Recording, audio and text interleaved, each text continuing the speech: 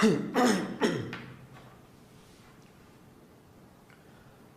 साहिब बंदी छोड़ सतगुरु रामपाल जी भगवान की जय हो। परमपिता परमात्मा सारी सृष्टि के रचनहार, कुल मालिक, असंख्य ब्रह्मांडों के स्वामी, तीनों लोकों में प्रवेश करके सबका भरण पोषण करने वाले जगत गुरु संत शिरोमणि सतगुरु रामपाल जी परमेश्वर जी के चरण कमल में साध संगति से जुड़े हुए हम सभी सत्सेवक भाई बहनों का कोटि कोटि सादर दंडवत प्रणाम। और वीडियो देख रहे आप सभी भगत भाई बहनों को दास की तरफ से प्यार भरा सत साहिब। भाई और बहनों, दया परमपिता परमात्मा की, जिनके आशीर्वाद से संगत लगातार जाग रही है, संगत ने अपनी आंखें खोल ली हैं।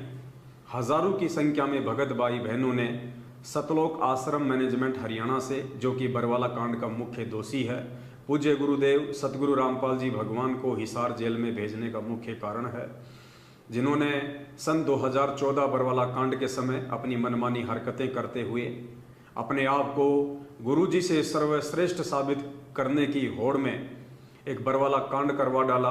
भगत समाज को गुरुदेव के आदेशों की आड़ में काले कपड़े पहना के उन्हें गुंडा मवाली बना दिया गया। पुलिस वालों के सामने मरने मारने को लेके खड़ा कर दिया गया और गुरु आदेशों की सरेआम धज्जियां उड़ाई गई। और नतीजा ये निकला कि गुरुजी जेल में है और संगत बाहर बेहाल है। और उस बेहाल संगत को गुरुदेव का कलयुगी परिवार, जिनमें उनके बेटा बेटी, भाई बंधु, रिश्तेदार, जवाई, स्टेट कोऑर्डिनेटर, नामदान संचालक, जिला कोऑर्डिनेटर, सभी लोगों ने संगत को अपना धार्मिक धंधा बनाकर अपने रोजी रोटी का साधन बना लिया है। आज ये लोग ना चाहते हुए भी संगत को सच्चाई से परिचित नहीं होने दे रहे हैं। लेकिन अब काफ़ी वर्षों की मेहनत के उपरांत हजारों की संख्या में भगत भाई बहनों ने खड़ा होकर ये बीड़ा उठाया है कि अंतिम श्वास तक हम अपने शिष्य धर्म का पालन करेंगे और जिस अज्ञान और पाखंड को उस परमपिता परमात्मा सतगुरु रामपाल जी भगवान ने जड़ से मिटाने के लिए और देश दुनिया वाले भाई बहनों को जगाने के लिए बीड़ा उठाया है, उन्होंने घोर कष्ट और यातनाएं सही हैं। आज भी वे जेल में हैं। हम भी उन्हीं के पद चिन्हों पर चलते हुए देश और दुनिया को ना सही, लेकिन अपने गुरुदेव के पद चिन्हों पर चलते हुए हमारे संगत वाले भाई बहनों को हम जरूर जागरूक करेंगे। हम उनको सच्चाई से परिचित करवाएंगे। हम उनके सामने यथार्थ सबूत और पूज्य गुरुदेव जी के सत्संग आधार से सारी बातें सामने रखेंगे और निश्चय ही जिन आत्माओं के हृदय में परमपिता परमेश्वर का तत्व ज्ञान समाया हुआ होगा, जो परमेश्वर के भक्ति अधिकारी हंस होंगे, जो परमेश्वर के हीरे मोती लाल होंगे, वो जरूर इन सबूतों को देख के समझेंगे, नीर खीर का निवेरा करेंगे, सुपात्र और कुपात्र की पहचान करेंगे, कौन गुरुदेव का असल में परिवार का सदस्य है और कौन गुरुदेव का असल में सच्चा भगत है। सारी बातों का वे लाल और लालड़ी की तरह निष्कर्ष निकालेंगे। तो बहुत बड़ी मेहर हो रही है परमपिता परमात्मा की। लाखों की संख्या में भगत भाई बहन जाग चुके हैं। सैकड़ों की संख्या में रोजाना भगत भाई बहन साथ संगतियों से जुड़ रहे हैं, अपने आत्म कल्याण की ओर आगे बढ़ रहे हैं। इसी दिशा में अब दिनांक 14 जून 2022 को जो कबीर प्रकट दिवस है, जिसे हम सत्सेवक भाई बहन नहीं मनाते हैं, क्योंकि हम सत्सेवक भाई बहनों को वास्तविकता का मालूम हो चुका है कि वास्तविक जो कबीर है वर्तमान में कलयुग की पिछली पीढ़ी में, वो कोई दाढ़ी मूंछ वाली फोटो नहीं है। वास्तविक कबीर, सच्चा कबीर, यथार्थ कबीर, जिंदा कबीर सतगुरु रामपाल जी भगवान स्वयं है। और यदि हमने किसी का प्रकट दिवस मनाना है तो 8 सितंबर के दिन अपने पूज्य गुरुदेव का ही प्रकट दिवस मनाना है, उनका ही सतगुरु दिवस मनाना है। एक कागज की फोटो का, जो कि गुरुदेव ने अपने सत्संगों में काल्पनिक घोषित कर दी है, फर्जी घोषित कर दी है, हाथ से बनाया हुआ चित्र घोषित कर दिया है। हम सत्सेवक उस फोटो का प्रकट दिवस मना के अपने गुरुदेव को दुखी नहीं करना चाहते हैं और ना हम दुखी करेंगे। और सन 2019 से हम इस कबीर प्रकट दिवस को त्याग कर वर्तमान कलयुग की पिछली पीढ़ी के असली कबीर सतगुरु रामपाल जी भगवान का 8 सितंबर के दिन प्रकट दिवस मनाते हैं। लेकिन परमेश्वर कहते हैं कि संत ना छोड़े संतता, चाहे कोटिक मिले असंत। जो संत होगा वो अपनी साधुता का, अपने संत पने का परित्याग नहीं करता है। और जो दुष्ट प्रवृत्ति के लोग होते हैं उन पे किसी भी प्रकार से ना ही तो गुरु ज्ञान का असर होता है, ना ही साध संगति का कोई असर होता है।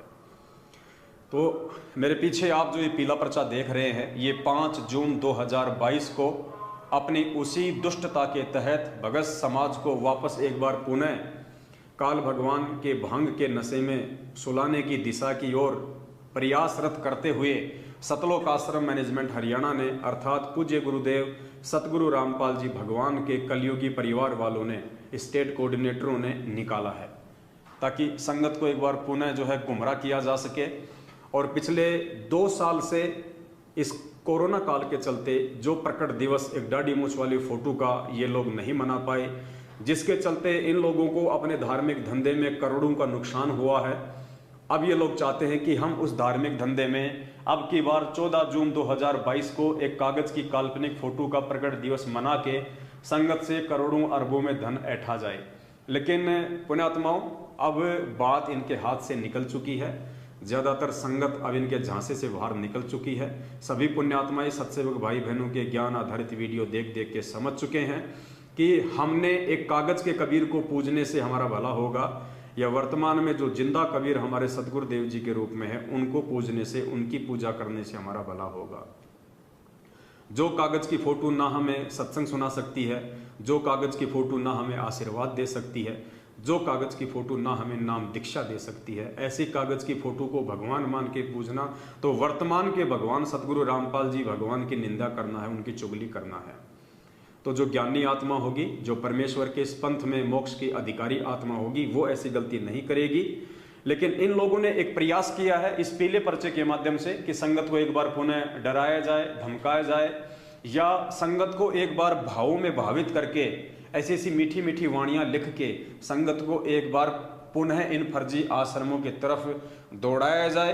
क्योंकि 14, 15, 16 जो इस कबीर प्रकट दिवस के उपलक्ष्य में ये लोग गरीबदास जी महाराज जी की वाणी का पाठ रख रहे हैं, ताकि ज़्यादा से ज़्यादा लोग जो है पाठ प्रकाश करवाएं, ज्योति का पैसा जमा कराएं और एक बार पुनः सतलोक आश्रम मैनेजमेंट हरियाणा को अपनी अय्यासी के लिए, अपनी रंगरेलियों के लिए संगत से करोड़ों में धन इकट्ठा करने का मौका मिल जाए। लेकिन अब ये संभव नहीं लग रहा है।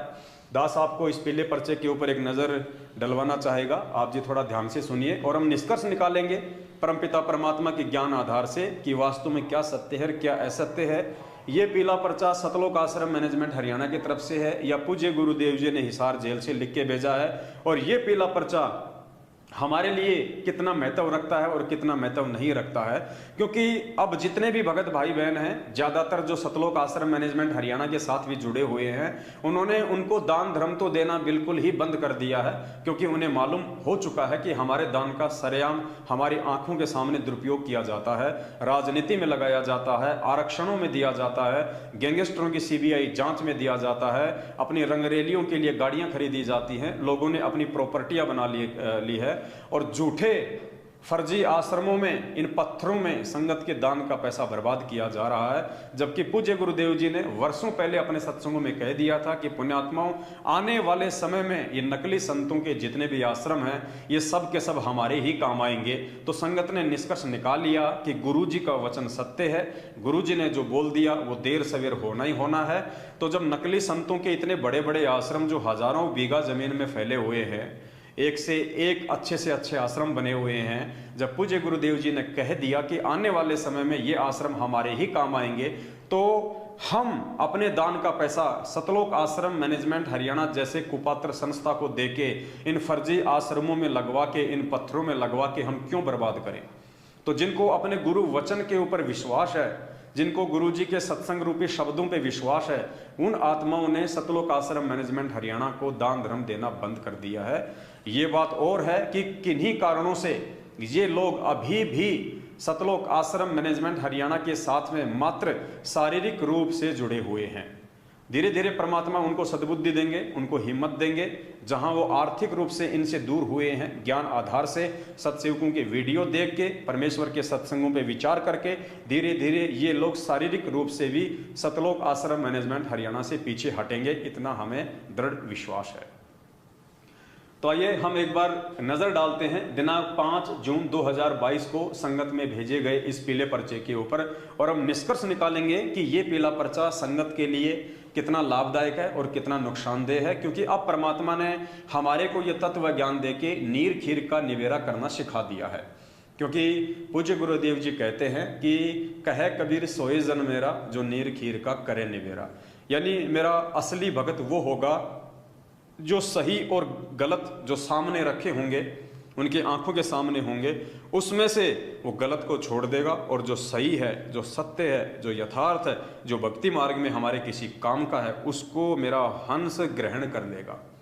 तो आज हम परमेश्वर के सत्संगों का सहारा लेते हुए ज्ञान आधार से इस मनमुखी पीले पर्चे के ऊपर हम टिप्पणी करेंगे, हम इसका विश्लेषण करेंगे और समझने का प्रयास करेंगे कि कैसे संगत को इन पीले पर्चों की आड़ में गुरुदेव का आदेश बता के मूर्ख बना के ठगा जा रहा है।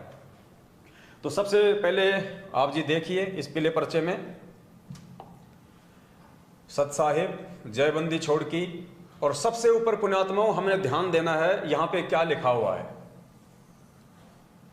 सतगुरुदेव की जय। क्या लिखा हुआ है? सतगुरुदेव की जय।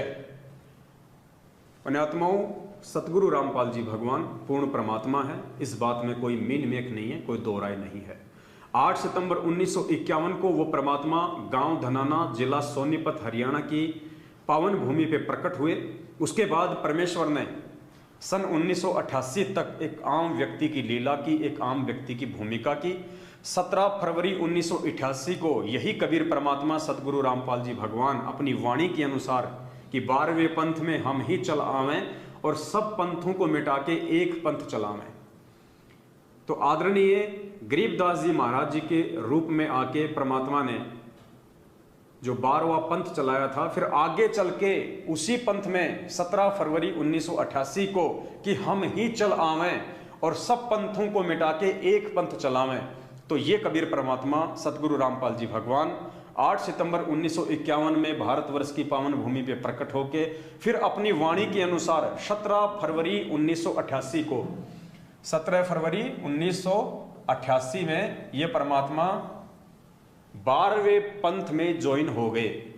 अपना एक मुंह बोला गुरु बनाया, जैसे उन्होंने काशी में रामानंद को अपना मुंह बोला गुरु बनाया था गुरु शिष्य परंपरा का निर्वाह करने के लिए, ठीक इसी प्रकार सतगुरु रामपाल जी भगवान ने 17 फरवरी 1988 को उसी लीला के तहत स्वामी राम देवानंद जी महाराज जी को, हालांकि स्वामी शब्द हमने उनके आगे नहीं लगाना है क्योंकि वो स्वामी हमारे नहीं है, हमारे स्वामी सतगुरु रामपाल जी भगवान है। लेकिन सतगुरु रामपाल जी भगवान ने चूंकि एक भगत की भूमिका की, हम लोगों को समझाने के लिए कि एक भगत के क्या लक्षण होते हैं, एक भगत के क्या गुण होते हैं, एक भगत का अपने पूज्य गुरुदेव जी के प्रति क्या भाव होता है, क्या श्रद्धा होती है, और एक भगत को अपने गुरुदेव को क्या मानना चाहिए, क्या समझना चाहिए। खाली अपने गुरुदेव को एक संत समझना चाहिए, खाली एक गुरु समझना चाहिए, एक महापुरुष समझना चाहिए, या फिर उनको परमात्मा समझना चाहिए। तो ये सारी भूमिकाएं निभाते हुए, परमेश्वर होते हुए भी आप और हमारी आंखें खोलने के लिए उन्होंने भगत की भूमिका भी की, उन्होंने दास की भूमिका भी की, उन्होंने एक आम व्यक्ति की भूमिका भी की, और आज वे परमेश्वर की भूमिका में तो हैं ही हैं। तो परमेश्वर ने हमें समझाने के लिए कि आपने अपने गुरुदेव को किस स्थान पर रखना है। यानी आज लाखों की संख्या में संगत वाले भाई बहन सतलोक आश्रम मैनेजमेंट हरियाणा को, जो मात्र सतगुरुदेव जी के आश्रम में नज़दीक था, जिसमें से कुछ व्यक्ति गुरुदेव के परिवार से संबंधित हैं, केवल इन्हीं बातों को देखकर कि ये व्यक्ति तो सदा गुरुदेव के पास में रहा करता था, ये तो गुरुदेव के रिश्तेदार हैं, गुरुदेव के परिवार वाले हैं, खाली इन्हीं बातों को आधार बनाकर, ना कि ज्ञान को आधार बनाकर जिन लाखों की संख्या में आत्माओं ने इनकी कुसंगति की है, और उसी कुसंगति के तहत 14 जून 2022 को जो ये एक कागज की फोटो का प्रकट दिवस मनाने जा रहे हैं, उन आत्माओं के लिए आज का वीडियो विशेष है। इस पीले पर्चे में परमात्मा उन आत्माओं की आंखें खोलना चाहते हैं। यानी परमेश्वर ने एक भगत की भूमिका में डायरेक्ट परमात्मा को महत्व नहीं दिया, कबीर जी को महत्व नहीं दिया। सतगुरुदेव जी ने भी एक भगत की भूमिका में सबसे पहले यहां ये लिखकर कि सतगुरुदेव जी की जय, परमेश्वर ने सतगुरु को ही महत्व दिया है, परमात्मा ने सतगुरु को ही ऊंचा रखा है, परमात्मा ने सतगुरु को ही प्रथम स्थान पे रखा है हमारी आंखें खोलने के लिए कि नालायकों तुम किसका प्रगट दिवस मनाने जा रहे हो। कहते हैं गुरु गोविंद दोनों खड़े और किसके लागू पाए, बलिहारी गुरु आप अणा जिन गोविंद दिया बताए। गुरु और भगवान दोनों खड़े हैं तो एक शिष्य के लिए यह आदेश दिया जा रहा है कि आप सबसे पहले किसके चरण स्पर्श करोगे, सबसे पहले आप किसको दंडवत करोगे। तो कहते हैं बलिहारी गुरु आपना, कि मैं बलिहारी जाऊं मेरे गुरु जी के ऊपर जिन्होंने मुझे परमात्मा की जानकारी दी। तो सबसे पहले परमात्मा के बजाय सतगुरु को महत्व दिया जा रहा है। और ये लाखों की संगत जब प्रकट दिवस मनाने की बात आती है तो ये अपने सतगुरु को महत्व नहीं देती, अपने गुरुजी को महत्व नहीं देती है, एक कागज की फोटो को महत्व दे रही है। वर्तमान के जिंदा कबीर के रहते सहते कागज की फोटो को महत्व देना अपने गुरुजी की निंदा करना है, गुरुजी की चुगली करना है। अरे एक बिल्ली है, बिल्ली को भूख लगी है और बिल्ली के सामने आप एक मिट्टी का चूहा रख दो और आप एक ओरिजिनल चूहा रख दीजिए। वो बिल्ली, वो जानवर भी इतनी समझदार है, अपनी भूख शांत करने के लिए वो मिट्टी वाले चूहे को नहीं खाएगी, वो जिंदा चूहे के ऊपर झपट्टा मारेगी, क्योंकि उसको पता है कि ये जिंदा है, ये मेरी भूख शांत कर सकता है। ठीक इसी प्रकार पुण्यात्माओं, एक तरफ क्योंकि आप और हम सब जीव हैं, हम एक जानवर की श्रेणी में हैं, सामने वो परमात्मा खड़ा है और एक तरफ उसी परमात्मा का एक फोटो है, एक चित्र है 650 साल पुराना, कबीर जी का दाढ़ी मूंछ वाला। अब हम भक्तों को भक्ति की प्यास है, हमारे को आत्म कल्याण की प्यास है, तो हम आत्म कल्याण के प्यासे भगत हैं। हम किसकी पूजा करेंगे, हम किसको सर्वप्रथम उच्च स्थान देंगे, अपने उस जिंदा कबीर सतगुरु रामपाल जी भगवान को या उस कागज के कबीर दाढ़ी मूंछ वाली फोटो को। पुण्यात्माओं, कॉमन सेंस की बात है और विचार कर लेना कि आप और हमारे में जो लोग 14 जून 2022 को कागज की फोटो का प्रकट दिवस मनाने जा रहे हैं, उनके अंदर उस जानवर बिल्ली के जितना भी भेजा है या नहीं है, दिमाग है या नहीं है। तो पूज्य गुरुदेव जी ने यहां अपने गुरुदेव को महत्व दिया है। हमने यही निष्कर्ष निकालना है कि इस पीले पर्चे में, यदि ये पीला पर्चा गुरुदेव ने हिसार जेल से लिख के भेजा है, तो हमने यही निष्कर्ष निकालना है कि परमेश्वर संकेत क्या कर रहे हैं।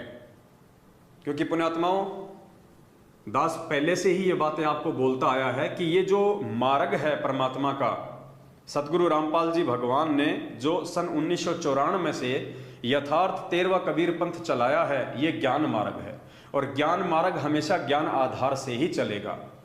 ये पीला पर्चा चाहे हिसार जेल से लिख के आया है, चाहे मैनेजमेंट ने स्वयं लिखा है, वो फर्जी ऑडियो चाहे हिसार जेल से आती हैं, चाहे गुरुदेव स्वयं भेजते हैं, वो लेटर चाहे हिसार जेल से आते हों, चाहे मैनेजमेंट लिख के भेजता हो, हमें कोई ऑब्जेक्शन नहीं है, हमें कोई आपत्ति नहीं है। लेकिन परमेश्वर के ज्ञान आधार से 27 साल से जो अनमोल ज्ञान दिया है परमात्मा ने, उस आधार से हमने इन पीले पर्चों में, इन ऑडियो में, इन फर्जी लेटरों में जहां जहां पूज्य गुरुदेव जी के ज्ञान आधार से बातें लिखी होंगी, जो जो शब्द, जो जो वाणियां, जो जो आदेश पूज्य गुरुदेव जी के सत्संगों से मेल खाएंगे, उनके तत्व ज्ञान से मेल खाएंगे, वो हमें स्वीकार्य होंगे। और जो जो बातें गुरुदेव के ज्ञान से मेल नहीं खाएंगी, भले ही वो ऑडियो चाहे गुरुदेव ने निकाली हो, भले ही वो पीला पर्चा चाहे गुरुदेव ने निकाला हो, हम सत्सेवक भाई बहनों को ज्ञान आधार से परमेश्वर की शिक्षाओं के तहत बिल्कुल भी स्वीकार्य नहीं होंगे। यही तत्व ज्ञान है और यही परमात्मा हमारी आंखें खोलना चाहते हैं कि नालायकों, 27 साल से मैंने ज्ञान दे दिया, अभी भी तुम किस भूल में भूले बैठे हो।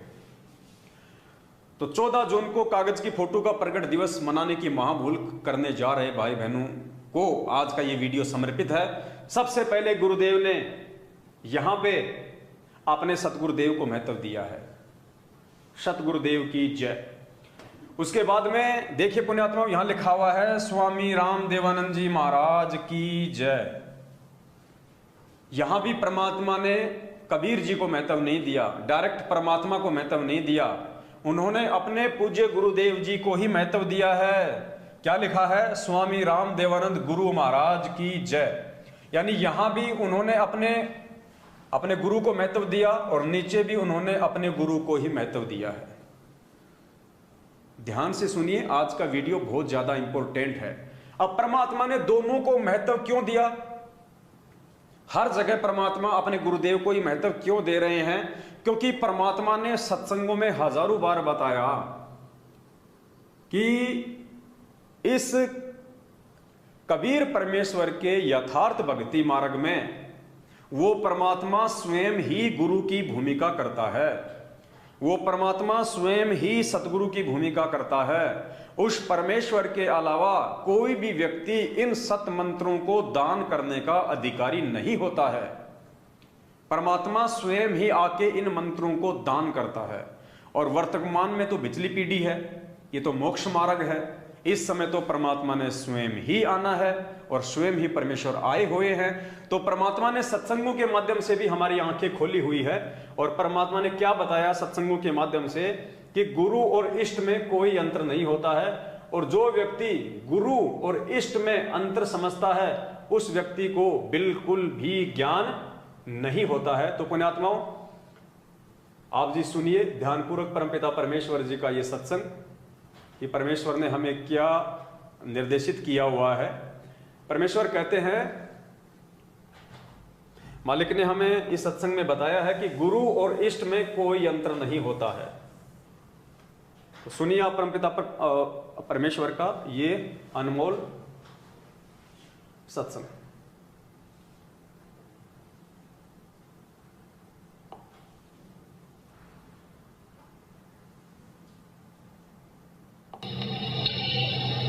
जो लगा सुनो तो के कैसे ये अब के कौन सा भाई फिर बताओ। अब जी ऐसे काल हमारा छोरा उग्रवादियों ने पकड़ लिया था और आपकी दया तो बचा महाराज, आप ले आए बचा के, मैं की तो बचाया। आप गए थे महाराज जी, छोरे में खोल के लाए और नवीखा में कर बोला सतगुरु थे, सतगुरु बंदी छोड़ कर लागे, गुरु जी कहने लागे ये कबीर साहब थे गरीबदास जी, मैं तो उठ के बिना बैठा करता, मैं कित के लाऊं था। बोला नो ना बकाओ, क्योंकि महाराज कहते हैं जो गुरु मानस कर जानते हुए नरकेंगे अंध और महादुखी संसार में फिर आ गए के फन। ईश्वर में और गुरु में और इष्ट में कोई अंतर नहीं होता, क्योंकि ये महाराज के देही को सतगुरु कहे, ये सर्वधूतर ज्ञान। अगर इस शरीर को आप सतगुरु मानते हैं और चार दागावनी जाको सतगुरु जान। तो पूज्य गुरुदेव जी ने अपने इस सत्संग में स्पष्ट कर दिया है कि गुरु में, इष्ट देव में और ईश्वर में कोई अंतर नहीं होता है। इसीलिए परमेश्वर ने अपने इस पीले पर्चे में, जो पीला पर्चा जो उनकी आड़ में निकाला जा रहा है, इस पीले पर्चे में यदि ये पीला पर्चा सतगुरुदेव जी ने लिखा है तो उन्होंने स्वयं लिख दिया कि स्वामी रामदेवानंद गुरु महाराज की जय। और यदि ये पीला पर्चा सतलोक आश्रम मैनेजमेंट हरियाणा के माध्यम से लिखा गया है तो परमेश्वर ने उनके अंदर सत प्रेरणा करके ये लिखवा दिया आप और हम सभी भाई बहनों की आंखें खोलने के लिए कि स्वामी रामदेवानंद गुरु महाराज की जय। अर्थात भक्ति मार्ग में परमेश्वर से बड़ा सतगुरु होता है, गुरु होता है। आगे परमेश्वर ने हमें और बहुत सारी बातें समझाई हैं इष्ट और गुरु को लेके कि हमने किसको महत्व देना चाहिए, हमने सतगुरु को महत्व देना चाहिए या हमने उस परमेश्वर को अधिक महत्व देना चाहिए इस भक्ति मार्ग में आने के बाद में, ये ज्ञान समझ में आने के बाद में। तो सुनिए परमपिता परमेश्वर का ये सत्संग जिसमें परमात्मा ने हमें समझाया है। क्या समझाया है? परमेश्वर कहते हैं जब तक आपके मन में संसार रहेगी, परमात्मा कहते हैं कोटि ग्रंथ का एक मूल है, अपनी सुरत ठिकाने राख। कोटि ग्रंथ का यानी पूरे अध्यात्म का एक ही निष्कर्ष है कि अपनी सुरत को ठिकाने पे रखे। सुरत ठिकाने पे रखने का मतलब कि एक परमात्मा चुन ले।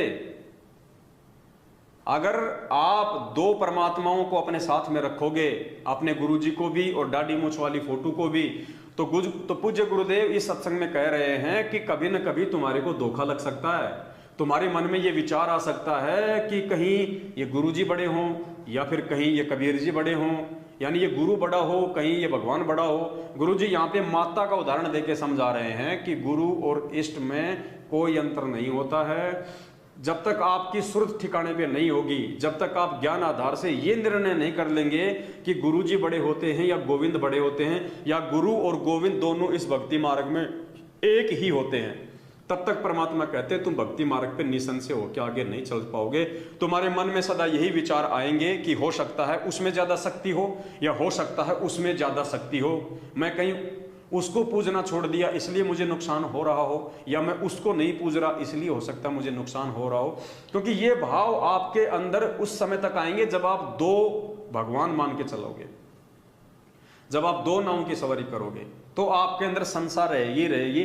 तो परमेश्वर ने इस सत्संग के माध्यम से हमारी उस संसार का निवारण किया है, हमें समझाने का प्रयास किया है। तो आप भाई बहन थोड़ा ध्यान से सुनिए। कृष्ण का अधिक सेवन कर सुख दे बोले साख, भाई कोट ग्रंथ का अर्थ है तू सुरत ठिकाने राख। अब कहते हैं सब ग्रंथों का यही, करोड़ ग्रंथों का अर्थ मैं तुझे बताऊं कि सुरत अपना दिद्य ने अपनी नीत ने एक जगह ठिकाने डाट कर राख के तेरा इष्ट उपास्य यूज। अब जब यह सुरत यहाँ डटेगी तो उपासना पर भी डटेगी, नहीं तो न रहेगी मन में। कहते फलाना देवता कड़ी शक्ति हो, कहते माता ने पूज ले हुआ नाराज हो रही हो, इस तरह की उपासना रखोगे तो सुरत नहीं टकेगी, काम नहीं बनेगा। समझ में आप जी के आ गया होगा। गुरुदेव कह रहे हैं कि करोड़ ग्रंथ का एक मूल है अपनी सुरत ठिकाने राख, यानी अपने इष्ट उपास्य की पहचान कर ले। अपने मन में ये शंका मत रख कि मेरा गुरु ये है या फिर भगवान ये है, भगवान ये है या मेरा गुरु ये है, ये ज्यादा शक्तिशाली है या ये ज्यादा शक्तिशाली है। कहीं मैं इसकी पूजा करना छोड़ दूं तो मुझे नुकसान ना हो जाए, कहीं मैं उसकी पूजा करना छोड़ दूं तो मुझे नुकसान ना हो जाए। गुरुदेव कहते हैं अपनी सुरत को ठिकाने रख, करोड़ों ग्रंथों का यही सार है, यही मूल मंत्र है। यानी आत्मा यदि एक है तो उसका परमात्मा भी एक ही है।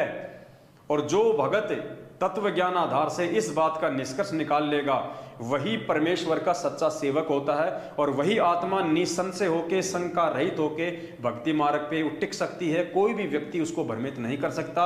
अन्यथा कोई भी ऐरा गहरा व्यक्ति आपको झूठे आदेश बता के, कागज की फोटो दाढ़ी मूछ वाले के नाम पे, प्रकट दिवस मनवा के आपको दान धर्म ज्योति के नाम पे लूटते ही रहेंगे। और भी परमेश्वर ने काफी सत्संग में बहुत ही अच्छे से हमारा शंकाओं का निवारण किया है। इस सत्संग को आप ध्यान से देखिएगा। परमपिता परमात्मा सदगुरु रामपाल जी भगवान ने ज्ञान आधार से हमारी शंकाओं का पुरजोर समाधान किया है। और पूज्य गुरुदेव जी कह रहे हैं कि इष्ट और गुरु में कोई अंतर नहीं होता है। गुरु और इष्ट में कोई अंतर नहीं होता है, अर्थात अपने गुरु को ही इष्ट मान के पूजना है।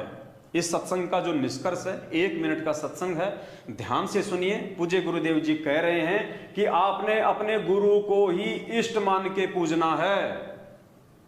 यानी पूज्य गुरुदेव जी ने फाइनल कर दिया कि कोई दाढ़ी मूछ वाली फोटो नहीं, कोई 650 साल पहले वाला कबीर नहीं। आपने, वर्तमान वालों ने, बिजली पीढ़ी वालों ने, आप और हम सभी भगत भाई बहनों ने क्या करना है गुरुदेव के आदेश अनुसार कि अपने ही गुरु को इष्ट मानकर पूजना है। ध्यान से सुनिएगा ये सत्संग परमपिता परमेश्वर जी का। एक पति को छोड़कर आन में आस्था रखने वाली पत्नी को व्यभिचारिणी कहती है। तो अपने ही पति से हर इच्छा पूरी हो उसी को पति भर्ता कहते। तो हम जब पति भर्ता पद पर आ जाएंगे तो परमात्मा कहते हैं पति भर्ता जमी पर जो जो धर है पावे, समर्थ झाड़ू देते है ना काटा लग जावे। ऐसा भक्त जब अपने एक इष्ट पूर्ण परमात्मा पर अपने ही गुरु को इष्ट रूप में मानकर जब अपने जीवन रूपी सफर में प्रस्थान करता है रास्ते पर, तो परमात्मा उस जीवन रूपी सफर के पाप कर्म रूपी कांटों को गुहारना शुरू कर देता, उसके दुखों को खत्म करना शुरू कर देता है, झाड़ू देता चलता है कि मेरी प्यारी आत्मा के कांटा ना लग जाए। तो पूज्य गुरुदेव जी ने स्पष्ट कर दिया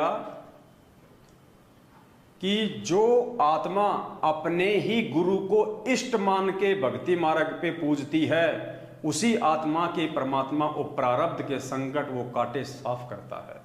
और पुण्यात्माओं, यही कारण है पिछले 7 वर्षों से हजारों की संख्या में सत्सेवक भाई बहन हो चुके हैं।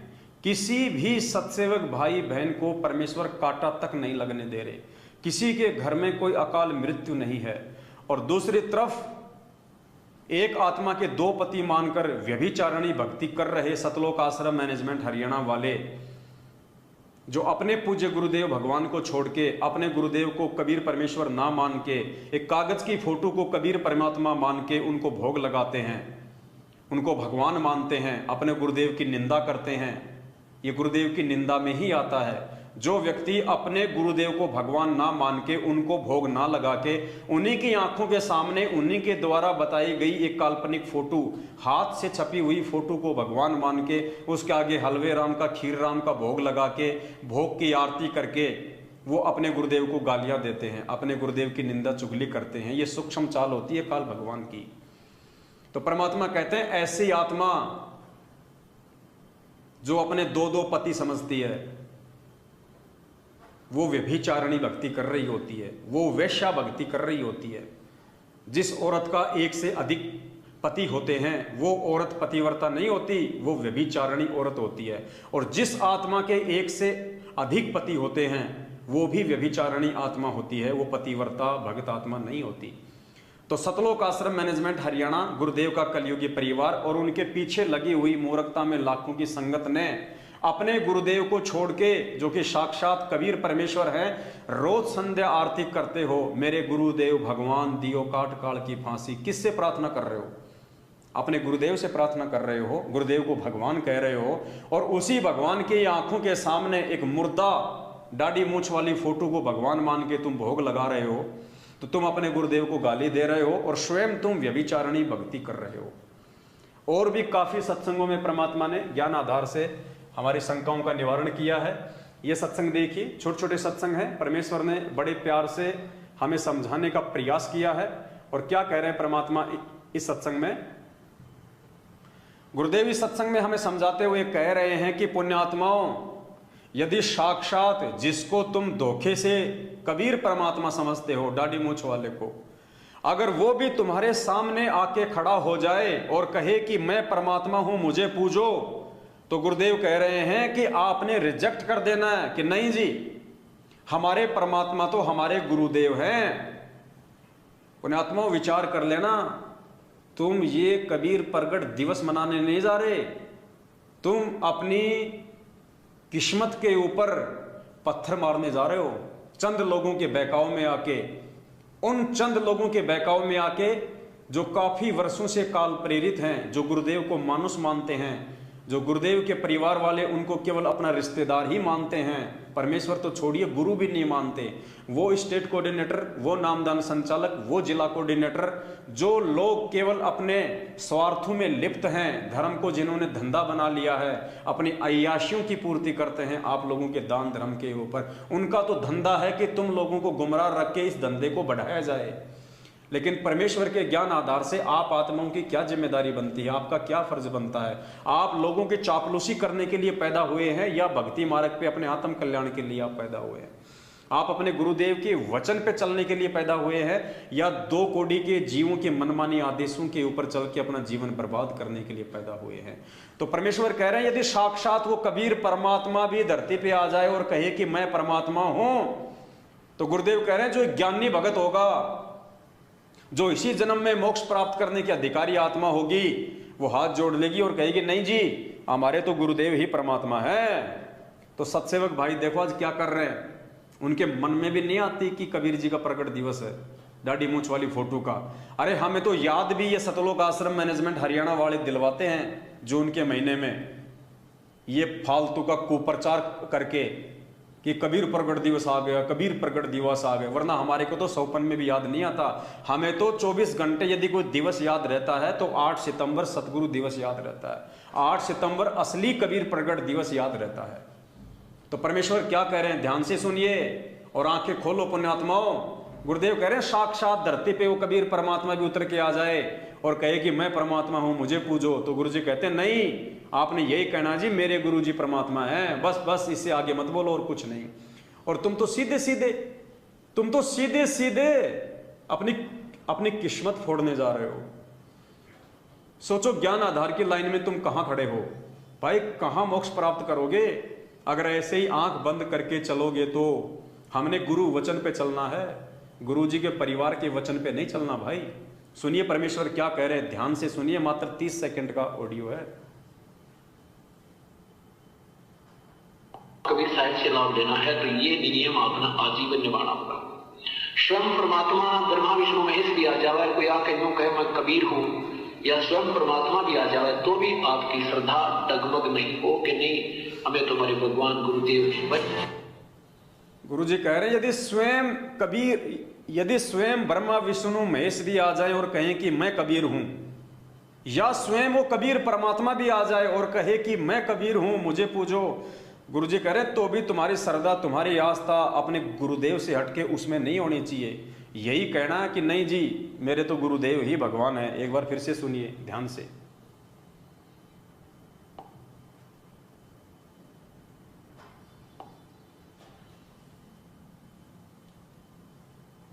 कबीर साहिब से लाभ लेना है तो ये नियम अपना आजीवन निभाना होगा। स्वयं परमात्मा ब्रह्मा विष्णु महेश भी आ जाए, कोई आके यूं कहे मैं कबीर हूं, या स्वयं परमात्मा भी आ जाए तो भी आपकी श्रद्धा डगमग नहीं हो कि नहीं हमें तुम्हारे भगवान गुरुदेव। स्पष्ट कर दिया परमात्मा ने। लेकिन ये संकेत वो आत्मा समझेंगी जो परमेश्वर की अति प्रिय आत्मा होंगी, जिनको परमात्मा ने इसी कलयुग की बिचली पीढ़ी में अपने रहते सहते मोक्ष देना होगा। वही आत्मा गुरुदेव के इन संकेतों को समझेंगी। ऐरे गहरे मंद बुद्धि देखा देखी भेड़ चाल में चलने वाले लोग इस संकेत को नहीं समझेंगे। तो स्पष्ट कर दिया परमेश्वर ने सत्संग के माध्यम से पुण्यात्माओं। आगे चलते हैं हम इस पीले पर्चे के ऊपर और जानने का प्रयास करेंगे कि किस प्रकार संगत को गुरुदेव के आदेशों की आड़ में गुमराह किया जा रहा है। तो यहां पे लिखा हुआ है, परमेश्वर कबीर जी की लाडली संगत को दास का शुभ आशीर्वाद। आपको मोक्ष मिले, सतलोक जाओ, सदा सुखी रहो। परमेश्वर कबीर जी आपकी भक्ति की रक्षा करें, आपकी, आपके परिवार की, आपके पशुधन की, आपकी नौकरी व संपत्ति की रक्षा करें, आपको स्वस्थ रखें, सद्बुद्धि दें, ताकि आप भक्ति सेवा तथा दान में मन क्रम वचन से लगो और मोक्ष प्राप्त करो। पुण्यात्मा यह परमात्मा कह रहे हैं कि कबीर जी आपको सद्बुद्धि दे, परमेश्वर आपको सद्बुद्धि दे। इसका गहरा निष्कर्ष, इसका गहरा अर्थ है, ये सामान्य बातें नहीं हैं। ये बातें परमात्मा हमारी परीक्षा के लिए, हमें ज्ञान आधार से परिपक्व करने के लिए। पुण्यात्माओं इस प्रकार के शब्दों का इस्तेमाल होता है ताकि हमारी बुद्धि खुले कि हम कहां चल रहे हैं इस अध्यात्म में, इस भक्ति मार्ग में। तो क्या कहा जा रहा है यहां पे, आपको स्वस्थ रखे, सद्बुद्धि दे, ताकि आप भक्ति सेवा तथा दान में मन क्रम वचन से लगो और मोक्ष प्राप्त करो। अब सद्बुद्धि परमेश्वर उन आत्माओं को देंगे जो आत्मा गुरु को भगवान मानेगी, और जो आत्मा गुरु को भगवान नहीं मानेगी उनको जिंदगी में सद्बुद्धि नहीं आ सकती, वो कुबुद्धि के ही शिकार रहते हैं। तो जिन जिन पुण्य आत्माओं ने 2019 से सतगुरु रामपाल जी भगवान को परमेश्वर मान के उनका प्रकट दिवस मनाना शुरू किया है, आज उन सभी आत्माओं को परमात्मा ने सद्बुद्धि देके सतलोक आश्रम मैनेजमेंट हरियाणा कोऑर्डिनेटर, नामदान संचालक और अपने कलयुगी परिवार की कुसंगति से बाहर कर दिया।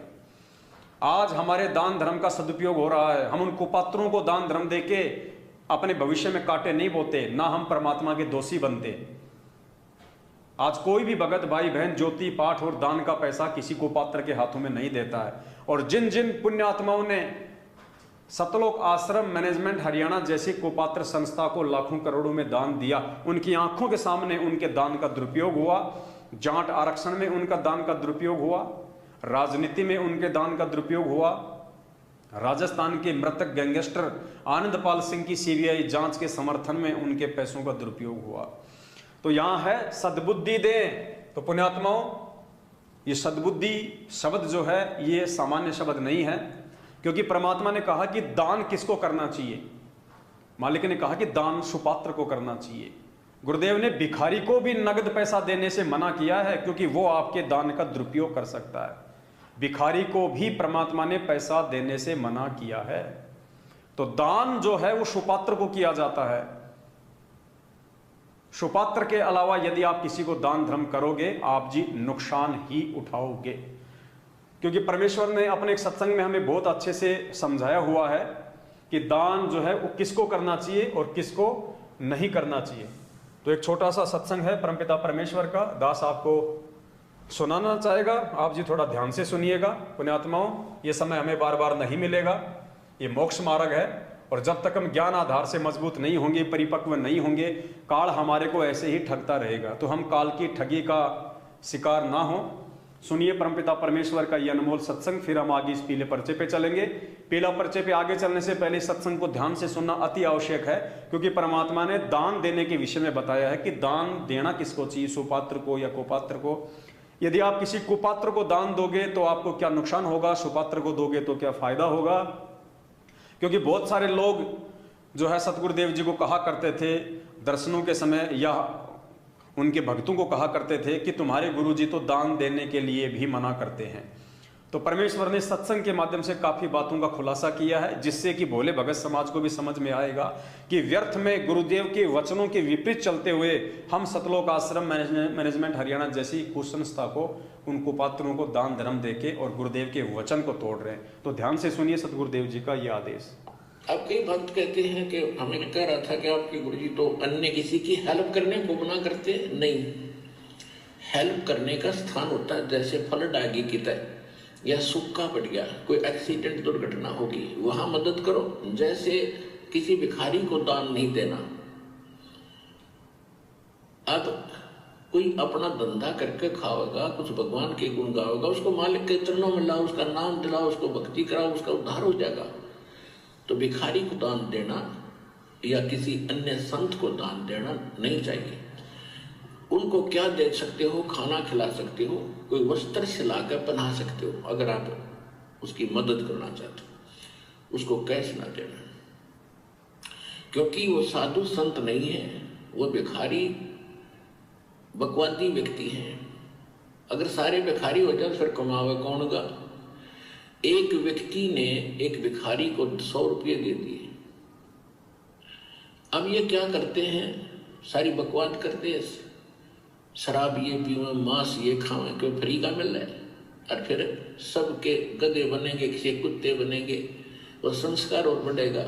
वो वापस देना पड़ेगा, कोई वैसे थोड़ा किसी ने ले लिया वो देना नहीं। कहते तुमने उस दरगाह का मैल नहीं देखा और धर्मराज के तिल तिल का लिखा। 100 रुपये दे दिए। पहले वो पौवा पीता था शराब का, उस दिन एकदम अच्छा दाव लग गया, उसने आधा पिया। अब शराब पी कर रोज पत्नी ने कुटे, बच्चों ने कुटे, पिटाई करता था, वो दुखी थे। उस दिन आधा पी लिया, ज्यादा दिमाग खराब हो गया उसका, परिवार की पिटाई करती, उसकी पत्नी उसको सारे बच्चों को लेकर कुएं में गिर कर मर गई। आपके 100 रुपये के दान ने एक परिवार उजाड़ दिया। आपको भी पाप लग गया, क्योंकि आप उसके भागी बने। तो क्या फायदा दिया उस दान ने। गुरु बिन माला फेरते, गुरु बिन देते दान, गुरु बिन दोनों निष्फल है, जय पूछो वेद पुराण।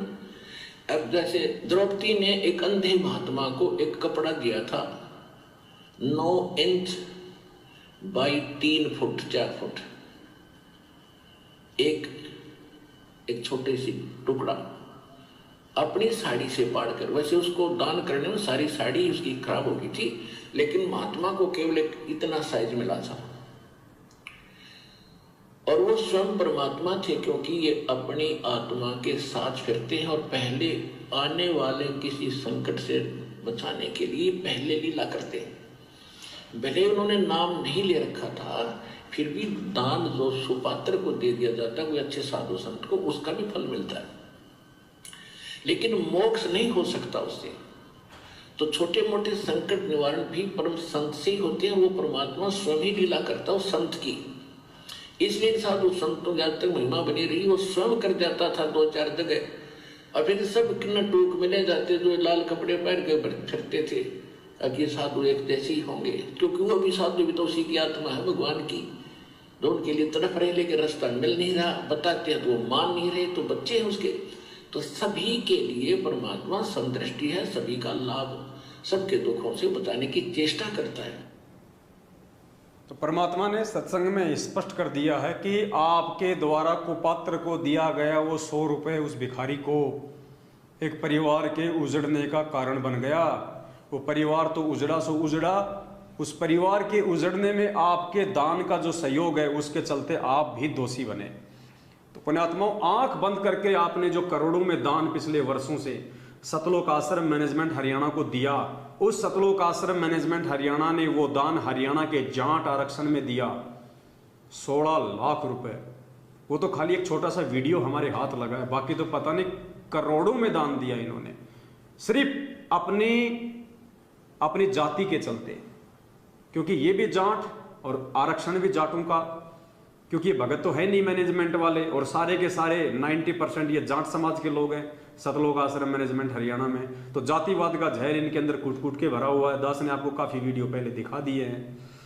तो अपनी बिरादरी वालों के प्रति रहम दर्शाते हुए, गुरुदेव के वचन को तार तार करते हुए, संगत की तरफ ना देखते हुए, उनके दान का करोड़ों रुपया इन्होंने 2018 में हरियाणा के जाट आरक्षण के समय उन जाटों को दिया, उनको पात्रों को दिया, जिसका नतीजा आज ये संगत भुगत रही है। वो जाट उस पैसे का क्या करेंगे? भंडारे तो करने से रही, वो हुक्का पिएंगे, शराब पिएंगे, बीड़ी पिएंगे, सुल्फा पिएंगे, गांजा पिएंगे, राजनीति में लगाएंगे, उल्टे सीधे काम करेंगे। अब उसी रेशियो में पूरे भगत समाज को, जिन्होंने इन कुपात्रों को दान दिया था, देखा देखी में आंख बंद करके उन सबको परिणाम भोगने पड़ेंगे। और ज्यादातर संगत परिणाम भोग भी रही है। आए दिन संगत में सतनामी और सारनामी लोग एक्सीडेंट में बेमौत मर रहे हैं, अकाल मौत मर रहे हैं। ये उन्हीं सब परिणामों का नतीजा है जो आपने आंख बंद करके इनको पात्रों को दान दिया, अपने गुरुदेव की मर्यादा तोड़ी, गुरुदेव का वचन तोड़ा। तो भुगतना भी आपने ही पड़ेगा, सत्सेवक नहीं भुगतेंगे। क्योंकि सत्सेवक जो भी दान करते हैं सोच समझ के करते हैं। सत्सेवक किसी भी दाढ़ी मूंछ वाली फोटो को परमात्मा नहीं मानते हैं। सत्संग केवल अपने गुरु जी को ही परमात्मा मानते हैं। आगे चलिए, पीले पेज में क्या लिखा हुआ है।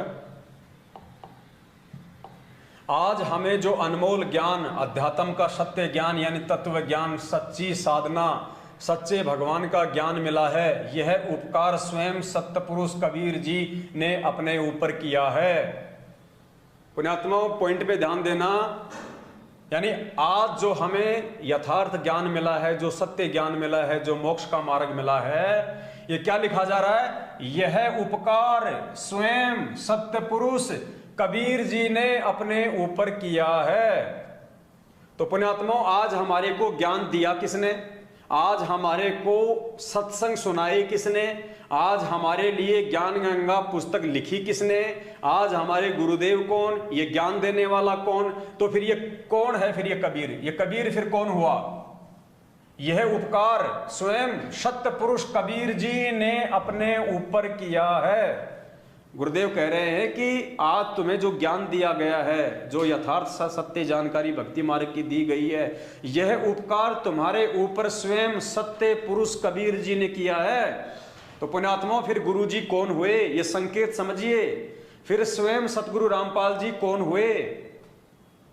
क्योंकि आज उन्होंने ही ज्ञान दिया है, उन्होंने ही हमारे को सत्संग दिए हैं, उन्होंने ही हमारे को नाम दीक्षा दी है, उन्होंने ही हमारे लिए पुस्तकें लिखी है। तो आज वो कबीर कौन हुआ? यदि कबीर जी ने ही हमारे ऊपर ये उपकार किया है, तो कबीर जी को दाढ़ी मूंछ वाले ने तो आके किया नहीं। दाढ़ी मूंछ वाली फोटो ने शरीर रूप धारण करके दाढ़ी मूंछ वाले रूप में आपको ज्ञान दिया नहीं, आपको नाम दिया नहीं, आपको सत्संग सुनाए नहीं। सत्संग किसने सुनाए? सतगुरु रामपाल जी भगवान ने। ज्ञान किसने दिया? सतगुरु रामपाल जी भगवान ने।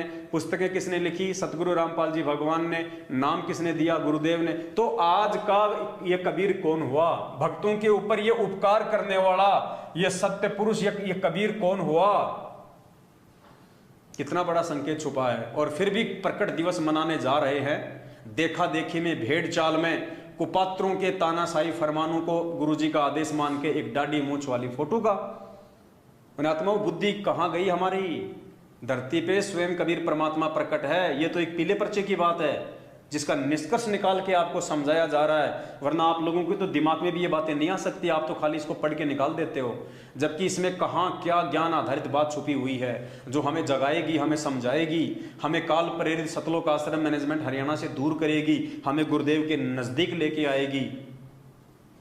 तो आज वो कबीर कौन है? यदि उस कबीर ने हमारे ऊपर यह उपकार स्वयं सत्य पुरुष कबीर जी ने अपने ऊपर किया है, तो फिर वो कबीर कौन है? दाढ़ी मूछ वाले ने तो किया नहीं, उसने तो सत्संग सुनाए नहीं, उन्होंने तो नाम दान दिया नहीं। तो किसने दिया नाम दान, किसने सत्संग सुनाए? सतगुरु रामपाल जी भगवान ने। तो वो कबीर कौन हुआ? वो कबीर कौन हुआ? सतगुरु रामपाल जी भगवान हुए।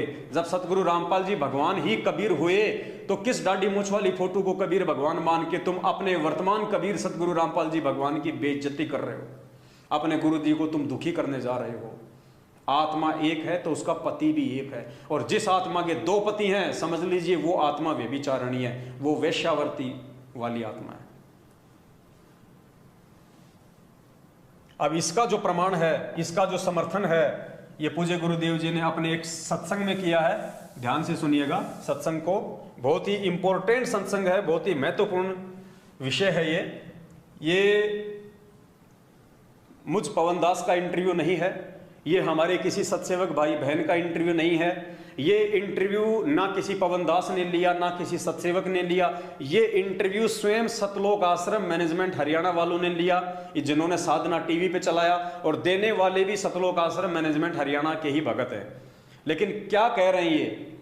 ना तो वो स्वयं समझ पा रहा है, ना इंटरव्यू लेने वाला समझ पा रहा है, ना वो लाखों की संगत साधना टीवी पे सत्संग सुनने वाली समझ पा रही है।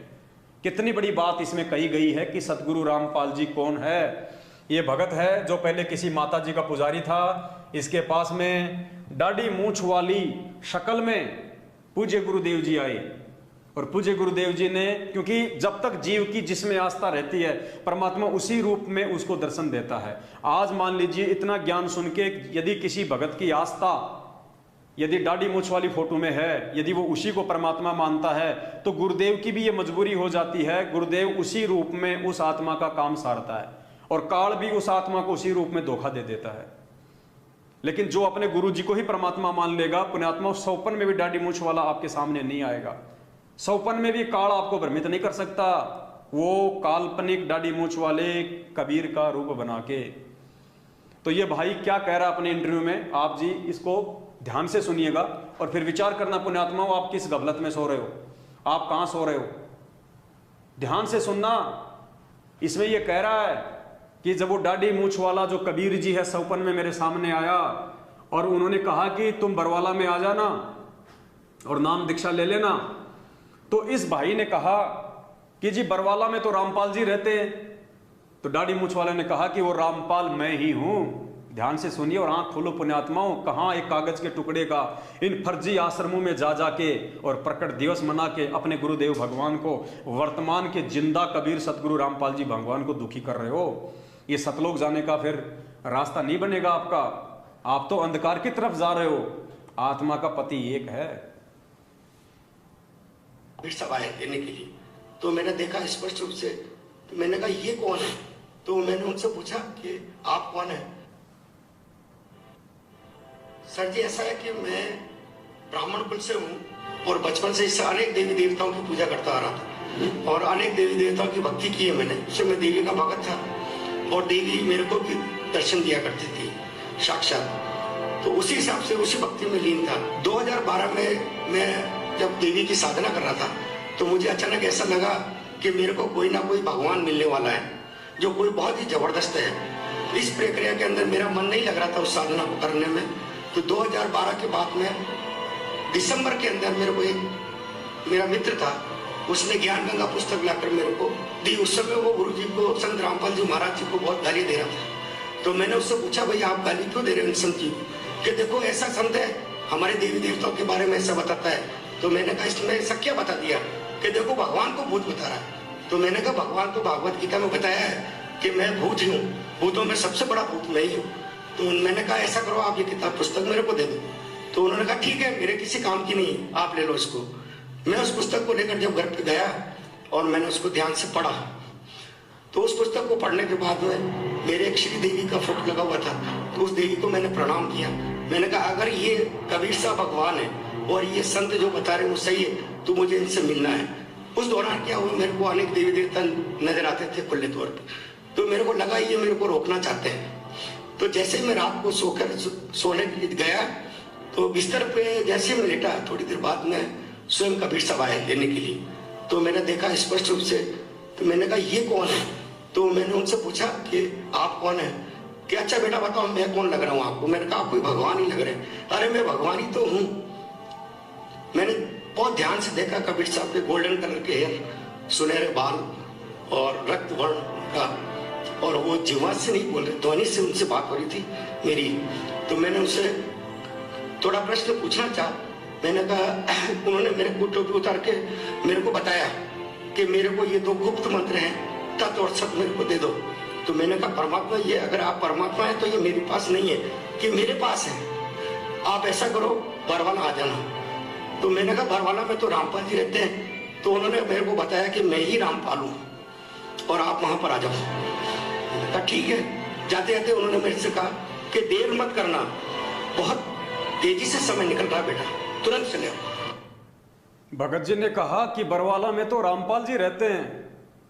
तो उन्होंने कहा कि मैं ही रामपाल हूं और देर मत करना, जल्दी आ जाना। पुण्यात्माओं, ये इंटरव्यू आप लोग रात दिन साधना टीवी चैनल पे देखते हो।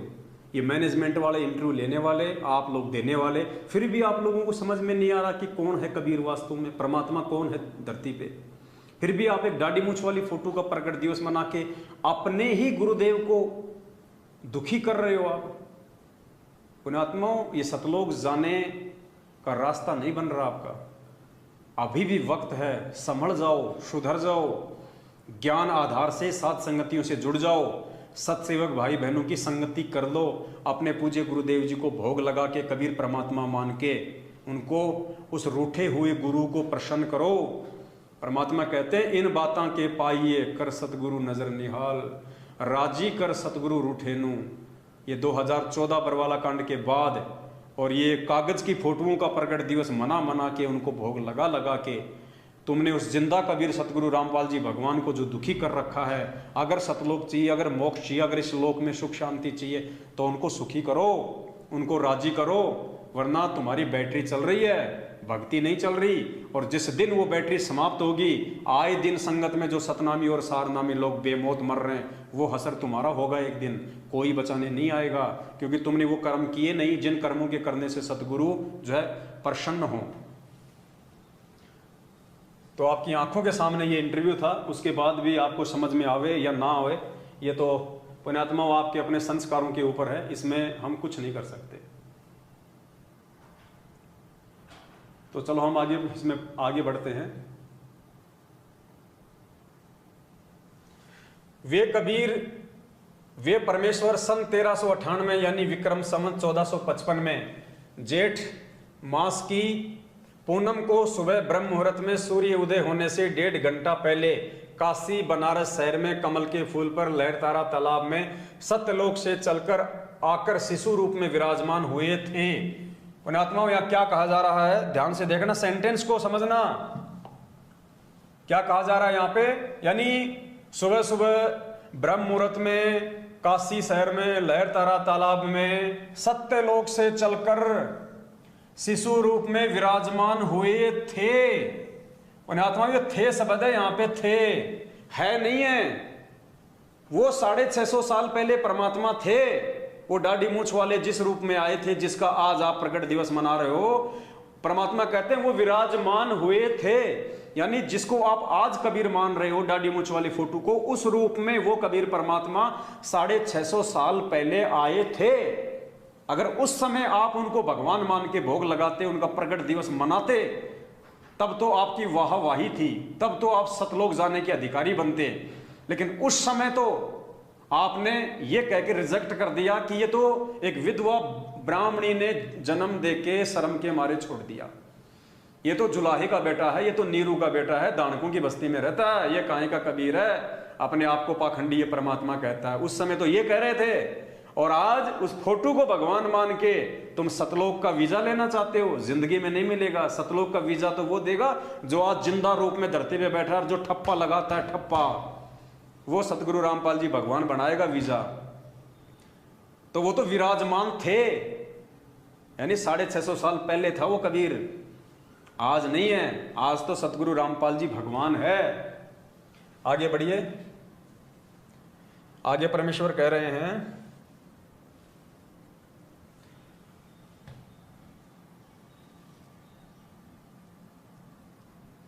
5 वर्ष की आयु में यह अनमोल अध्यात्म ज्ञान सारनाम यानी मूल ज्ञान बताने लगे थे। वे 120 वर्ष तक सतगुरु की भूमिका व भगत की भूमिका करके सत्य भक्ति को जिंदा किया करते थे। यानी वो थे भाई, आज नहीं है। उस समय उन्होंने भगत की भूमिका भी की जैसे आज गुरुजी कर रहे हैं। उस समय उन्होंने दास की भूमिका भी की जैसे आज गुरुजी कर रहे हैं। उस समय वो सत्य ज्ञान का प्रचार किया करते थे जैसे आज गुरुजी कर रहे हैं, जो आज अपने आत्म कल्याण का कारण बना। हमें कोटि कोटि धन्यवाद उस परमेश्वर का करना चाहिए। हमें सदा उसके लिए समर्पित रहना चाहिए। हमें सदा उसके लिए समर्पित रहना चाहिए। किसके? कबीर परमेश्वर के। लेकिन जब हम पहले कबीर परमेश्वर की पहचान करेंगे तब उसके प्रति समर्पित रहेंगे। तो आज सत्सेवक भाई बहनों ने उस कबीर परमेश्वर की पहचान कर ली है, जिस कबीर परमेश्वर के प्रति भक्तों को सदा समर्पित रहना चाहिए। और वो सत्य साहेब सतगुरु रामपाल जी भगवान है। वो कबीर परमात्मा सतगुरु रामपाल जी भगवान है, जिनके प्रत्येक भगत को समर्पित रहना चाहिए, ना कि कागज की फोटो के प्रति हमारे को समर्पित होना है, वरना हम लोग धोखा खा जाएंगे। आगे इसमें कुछ वाणियां लिखी हुई हैं। फिर चलिए हम आगे चलते हैं दूसरे पेज के ऊपर। ये 3-4 पेज का था पीला पर्चा। नेक्स्ट पेज को आप ध्यान से पढ़िएगा और निष्कर्ष निकालिए। पुण्यात्माओं, हमारे को कहां पे धोखा दिया जा रहा है इन पीले पर्चों की आड़ में, कहां हमारे को गुमराह किया जा रहा है, और इन्हीं गुमराह करने वाले पीले पर्चों से हमने निष्कर्ष निकालना है, हमने सार निकालना है, अपने बचने का तरीका ढूंढना है। प्यारी संगत, उपरोक्त अमरवाणी को गहराई से पढ़ो और विचार करो। असंख्य जन्मों का कष्ट अपना अब सदा के लिए समाप्त होने जा रहा है, इसलिए अपना भी कुछ विशेष कर्तव्य बनता है। क्या कर्तव्य बनता है? दिनांक 14 जून 2022 को वह जेठ मास की पूर्णमासी है, जिस दिन संसार में परमेश्वर कबीर जी कलयुग में प्रकट हुए थे। पुण्यात्माओं, बार बार इन शब्दों का जिक्र करना। परमेश्वर प्रकट हुए थे यानी 650 साल पहले आए थे, 650 साल पहले प्रकट हुए थे। वो दाढ़ी मूंछ वाला तो आज प्रकट दिवस क्यों मनाया जा रहा है? आज तो उसका मनाया जाएगा जो आज कबीर है। उस उपलक्ष्य में दिनांक 12, 13, 14 जून 2022 को संत गरीबदास जी की वाणी के अमर ग्रंथ का अखंड पाठ 3 दिन किया जाएगा। आप जी बढ़ चढ़कर सेवा करना, बढ़ चढ़कर दान करना। लूट सको तो लूट लो, लूटी जा सके तो लूट लो। यदि दान धर्म में पैसा नहीं लगता है तो दुर्भाग्य है उस आत्मा का। दान धर्म न करने वालों का पैसा किसी अन्य कारणों से नष्ट हो जाएगा। ये डराया जा रहा है, भगत समाज को धमकाया जा रहा है ताकि भगत समाज भयभीत हो जाए और भगत समाज जो है डर के इन आश्रमों में जाके दान धर्म करे। चोरी हो जाए, कोई परिवार का सदस्य बीमार हो जाए, लाखों रुपया खर्च हो जाए, अपने घर रुपए न हो तो भी उधार लेकर इलाज करना पड़ता है। कोई पशु खराब हो जाए, फसल खराब हो जाए, आग लग जाए, आदि कारणों से धन नष्ट हो जाता है। हम देखते रह जाते हैं। रोने व दुखी होने के अतिरिक्त कुछ नहीं बन पाता। यदि हम धर्म के लिए दान करें तो ये सब बचाव हो जाता है। परमात्मा दान को 1000 गुना करके आपको लौटाता है। इसलिए इस शुभ अवसर पर सेवा व दान के लिए सर्वस्व न्यौछावर करने का भाव बनाकर सदा सेवा व दान करो। अब पुण्यात्माओं, अगर इन मैनेजमेंट वालों को इतना ही विश्वास है कि वो परमात्मा आप जो दान देंगे उसका 1000 गुना करके आपको लौटाएगा, तो इनको संगत को लूटने की जरूरत क्या है?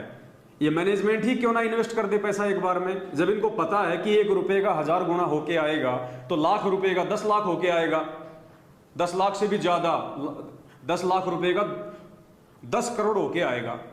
तो पुण्यात्माओं, ये सारे मैनेजमेंट वाले मिलके, गुरुजी के परिवार वाले मिलके 10, 15, 20 लाख रुपया ये इन्वेस्ट कर दें, एक बार दान धर्म में लगा दें, क्योंकि फिर उसका तो 1000 गुना होके आना ही आना है। तो संगत को लूटने की जरूरत कहां पड़ रही है? एक बार ये खुद ही कर दो इन्वेस्ट, एफडी करवा दो एक बार उस परमात्मा के नाम पे, फिर इनके पास में 1000 गुना होके आता रहेगा। संगत को लूटने की आवश्यकता नहीं है। तो ये मूर्ख बनाया जा रहा है संगत को। ये बातें सतगुरुदेव जी अगर अपने मुख से हमें बोले तो बिल्कुल यथार्थ है, सच्ची हैं। लेकिन यही बात अगर मैनेजमेंट अपने धार्मिक धंधे के लिए जब इन्हीं शब्दों को इस्तेमाल करता है तो पुण्यात्माओं फिर ये यहाँ पे एक ठगी के रूप में आ जाते हैं। ये शब्द लोगों की लूट के रूप में फिर काम आते हैं। तो हमने इन भावों में भावित नहीं होना है। परमात्मा 1000 गुना आपको पैसा नहीं देगा। आप इन वाणियों को समझिए। आपको तो केवल भ्रमित किया जा रहा है। आप सोच रहे होंगे अगर मैं गुरुजी को 1000 रुपया दूंगा तो मुझे 10,000 रुपया देंगे गुरुजी। नहीं, परमात्मा कहते हैं दानी को नहीं देत हूं ना राखूं वर्ष करोड़, ये माया है सूम की बंधी सूम गलडोर। परमात्मा कहते हैं जो मेरा भगत दान करेगा उसको धन नहीं दूंगा। तो किसी भगत ने कहा फिर आप उसको क्या दोगे? तो परमेश्वर ने कहा कि दानी को तो देत हूं मैं ज्ञान ध्यान विश्वास, भक्ति गरीबी बंदगी जो निपजय निज दास। कि मेरा जो भगत होगा जो दान करेगा, क्योंकि दान कौन करेगा? अपने आत्म कल्याण के लिए करेगा भगत। और आत्म कल्याण के लिए जो दान करेगा वो निष्काम भाव से करेगा, वो लेने की इच्छा से दान नहीं करेगा। तो उस भगत का दान उसके मोक्ष मार्ग में काउंट होगा, उसको मिलेगा नहीं, उसको यहां नहीं देगा परमात्मा। दानी को कभी परमात्मा दान नहीं देगा, उस दानी को जो दान वो निष्काम भाव से अपने आत्म कल्याण के लिए करेगा। परमेश्वर कहते हैं तेरे भक्ति अकाउंट में ऐड हो जाएगा, तेरे सतलोक जाने वाले मार्ग में ऐड हो जाएगा। लेकिन यहां परमेश्वर की उन्हीं वाणियों को आधार बना के, ताकि भगत इस भाव से ज्यादा बढ़ चढ़ के ज्योति पाठ और दान कराएं कि एक ज्योति कराऊंगा 2100 रुपए की, तो भाई कम से कम 5-10 हजार रुपए देगा परमात्मा मुझे। तो ऐसे भक्तों को इन वाणियों को आधार बना के भ्रमित किया जा रहा है। आगे चलिए, पेज नंबर 3।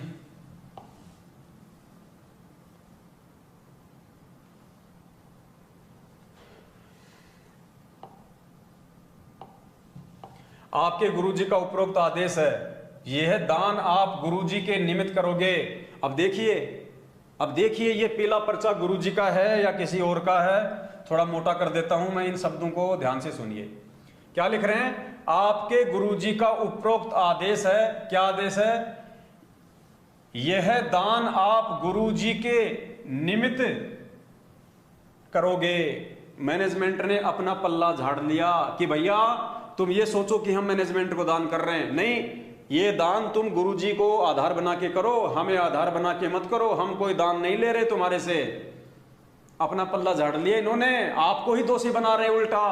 और क्या कह रहे हैं? आपको 1000 गुना मिलेगा तथा पूर्वोक्त घटनाओं में आपका धन खराब नहीं होगा। मैनेजमेंट कर रहा है ये दान आप अपने गुरुजी को आधार बना के दो। कहीं तुम सोच रहे हो हम मैनेजमेंट को दे रहे हैं, हम नहीं मांग रहे भाई तुम्हारे से। हमारे को दोषी मत बना देना तुम कल कि हमारे से तुम मैनेजमेंट ने दान ले लिया। आपका सिर आपका ही जूता। आगे क्या कह रहे हैं?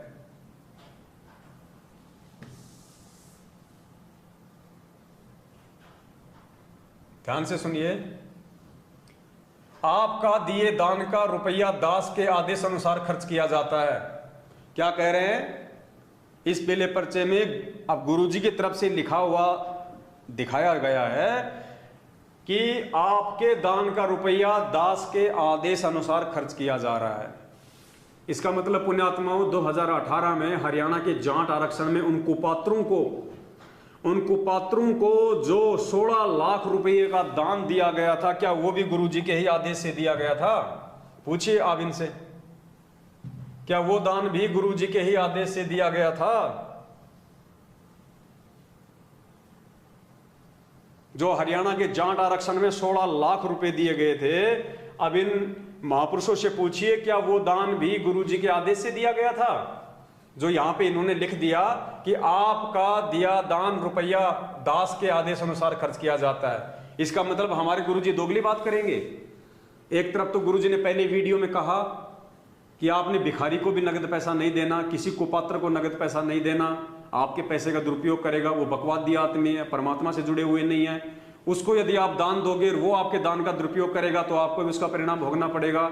और यहां का कहा जा रहा है कि आपका दिए दान का रुपया दास के आदेश अनुसार खर्च किया जा रहा है।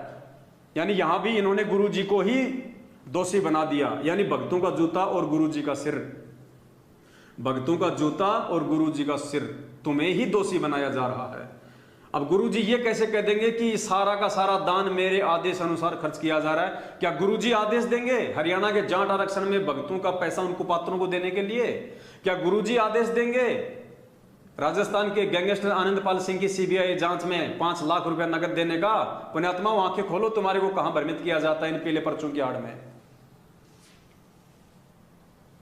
दास को पैसे पैसे का हिसाब सेवादार समय समय पे देते रहते हैं। यह विश्वास का मार्ग है पुण्यात्माओं, विश्वास का मार्ग है। लेकिन आंख बंद करके विश्वास करने के लिए नहीं कहा परमात्मा ने। हमने विश्वास करना है अपने पूज्य गुरुदेव जी के ऊपर। जब हमारे पूज्य गुरुदेव हमारे को आमने सामने होके कहें कि बेटा तुझे दान करना है, तो हम दान करेंगे, चाहे गुरु जी हमारे को किसी के भी हाथ में देने के लिए क्यों ना कहें। लेकिन गुरु जी का परिवार, ये कोऑर्डिनेटर लोग कहेंगे हमारे को कि ये विश्वास का मार्ग है, ये पैसा तुम हमारे को दे दो, ये पैसा जो है हम गुरु जी के आदेश से ले रहे हैं, वहां विश्वास नहीं किया जाएगा, क्योंकि वो कुपात्र हैं। यदि कोई इस दान का दुरुपयोग करेगा, उसको परमात्मा आप परिणाम देगा।